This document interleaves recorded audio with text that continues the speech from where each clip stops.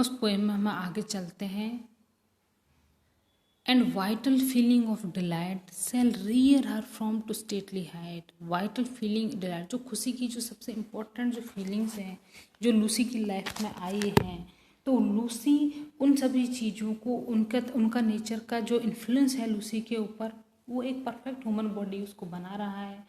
और जो हर चीज़ जो लूसी के लिए है एक प्लान की तरह उसमें बताई गई है कि लूसी को लाइफ को नेचर एक प्लान की तरह उसकी लाइफ को डेवलप कर रही है। उसके लिए नेचर फीलिंग ऑफ जॉय भी दे रही है, उसको खुशियाँ भी दे रही है। द डिलाइट, जो डिलाइट फॉर्म जो खुशियाँ लूसी को दे रही है, उन खुशियाँ उतनी ऊंचाई पर पहुंचकर लूसी की जो कुंवारापन है उसको फूलेंगी, उसकी फलेंगी।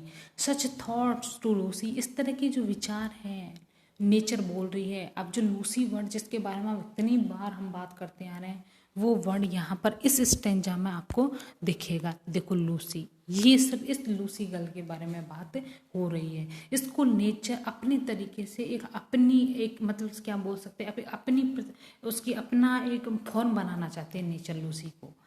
सच थॉट्स टू लूसी, इस तरह के विचार लूसी के लिए आई विल गिव, मैं दूंगी। नेचर यहाँ पर पर्सोनिफाइड किया है, इसलिए इसमें बार बार आपको कंफ्यूज होने की कोई ज़रूरत नहीं है। इसमें आई यहाँ पर नेचर है। वाइल सी एंड आई, सी मतलब लूसी एंड आई मतलब nature, together live here in this happy dell. Happy dell का मतलब एक खूबसूरत वैली को बोलते हैं, खूबसूरत घाटी को बोलते हैं, जो बहुत ही ब्यूटीफुल तरीके से मतलब उसमें ग्रीनरी होती है और इतनी ब्यूटीफुल होती है। और उसमें क्या एक तरह से क्या हो सकता है, उसमें उसकी जो आउटर जो एटमॉस्फेयर उससे उसका जो कनेक्शन है बहुत कम होता है। वो नेचर के साथ में उसका जो इंटरनल कनेक्शन है बहुत ब्यूटीफुल होता है। इसलिए यहाँ पर जो पोइट है वो डेल वर्ड यूज़ कर रहा है। अब हम इसकी एक्सप्लेनेशन समझते हैं कि इसमें इसकी एक्सप्लेनेशन है क्या और हम इसको कैसे लिखेंगे इंग्लिश में। एक्चुअली हिंदी मीनिंग समझना ज़रूरी है, बट इंग्लिश हमारे लिए इसलिए ज़रूरी है क्योंकि उसमें हम प्रॉपर तरीके से अपने आंसर को फॉर्मेट कर सकते हैं।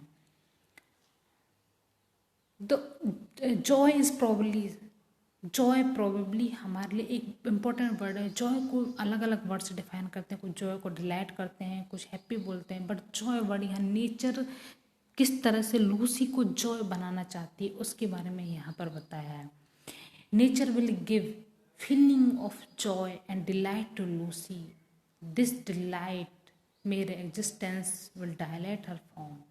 The girl will be blessed with a feeling of wholesome joy. Her contact come out from the contact of nature object. This nature contact से जो जॉय उसको मिली है, वो जॉय से उसकी जो ह्यूमन बॉडी है उसको एक प्रॉपर सेफ मिलता है। And this Joy of heart will grow proper body. In short, एक तरह से उसकी जो प्रॉपर बॉडी उसको ग्रो करेगा और एक इस तरह से जो लूसी एक परफेक्ट शेप इसमें धारण करती है। अब हम अदर स्टेंजा की तरफ चलते हैं। थस नेचर स्पैक यहाँ पर स्पोकन स्पीक का ही सेकंड फॉर्म यूज किया है और एक्चुअली नेचर इस चीज़ पे फोर्स डालना चाहती है अपनी बात को कहने के लिए, इसलिए यहाँ पर पास्ट फॉर्म का स्पेक वर्ड यूज़ किया। द वर्क वाज रन, जो लूसी को जो एजुकेट करने की उसकी प्रोसेस थी, जो उसका वो एक अपने वैल्यूज़ अपने विचार धारण करके जो नेचर लूसी को डेवलप कर रही थी, तो उसका जो काम था वो अब क्या हो गया, कंप्लीट हो गया। Nature, how soon my Lucy's race was run, she died and left to me this heath, this calm and quiet scene, the memory of what has been and never more will be. तो अब ये जो poem है यहाँ इसका अपना suspense create कर रही है कि जो लूसी को इतने अच्छे तरह से नेचर उसका डेवलप कर रही है, इतनी उसमें बताई है, लेकिन इसका डेथ से क्या कनेक्शन कर दिया, इसको एक लिरिकल एलिजी की फॉर्म की ओर पोएट ले जाता है।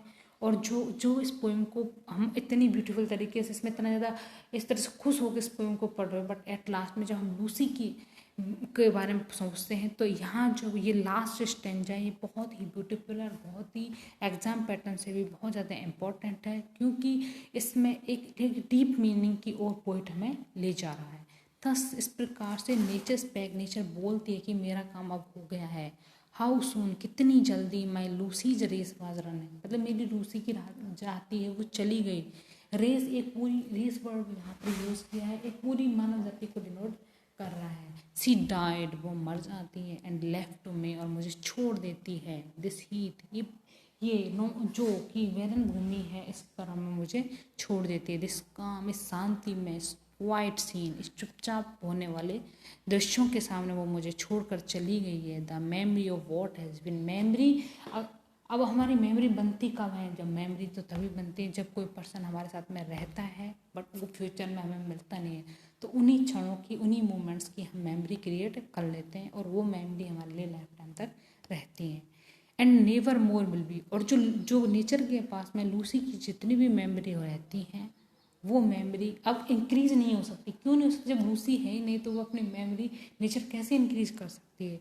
तो इसलिए बोल रहे कि जो मेमोरी है जितनी मेरे पास हैं वो अब आगे लूसी अब इस दुनिया में नहीं है।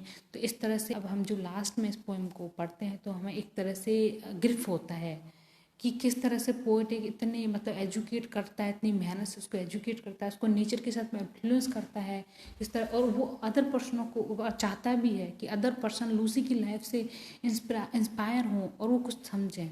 बट एक डेथ और जो लिविंग पोर्शन होते हैं वो मोस्ट ऑफ जो जितने भी हमारे पोइट हैं उन्होंने बहुत ही ब्यूटीफुल तरीके से लिविंग चीज, लिविंग जो लाइफ है, बॉर्न जैसे बॉर्न लेते हैं हम, जन्म लेते हैं उसको, और डेथ को, दोनों चीज़ों को एक तुलना करके लाइफ के बैलेंस को बताया कि जिस तरह से नेचर चाहती है कि लूसी का लाइफ एक बैलेंस क्रिएट करे, उसकी लाइफ में एक बैलेंस हो। In the same way balance का मतलब होता है अगर किसी ने जन्म लिया तो उसकी डेथ होना ज़रूरी है। इसी प्रकार से ये पोइट हमें ये कहना चाहता है कि हम इस दुनिया में आके ये खुश हो जाते हैं कि हम आ गए, लेकिन हम डेथ जो हमारे लिए जो सबसे इम्पोर्टेंट है उसको नहीं भूलना चाहिए। लूसी एक बहुत अच्छे पर्सन की तरह, एक इतनी ब्यूटीफुल फ्लावर की तरह डेवलप होती है, बट डेथ उसको अनटाइमली डेथ आ जाती है। डेथ वर्ड यहाँ पर एक कॉमन वर्ड नहीं है, डेथ वर्ड एक ब्यूटीफुल वर्ड की तरह यहाँ पर रिप्रेजेंट किया है कि ये हमारी ह्यूमन बीइंग्स की एक सबसे बड़ी सच्चाई है कि अगर हमने जन्म लिया तो हमारी डेथ होगी, लेकिन डेथ को भी हम बॉर्न की तरह ही अगर एक्सेप्ट करना चाहिए और उसी के आधार पर उतने ही हमें गिरफ्त और उस चीज़ से होना चाहिए। अब इस पोएम जो तुम्हारा स्टेंजा है, लास्ट स्टेंजा है, इसकी एक्सप्लेनेशन मैं आपको बताती हूँ।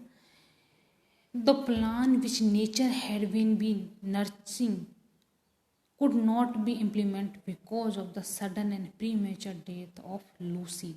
कि जो लूसी है उसकी प्रीमेच्योर डेथ हो जाती है क्योंकि बस जो जो नेचर है उसको डबल उसकी एजुकेशन ही कर पाती है। The girl left a sad memory to the poet and robbed his future of all prospect of happiness. The good happy days in her company are to be repeat themselves no more because of the death of Lucy। Thank you.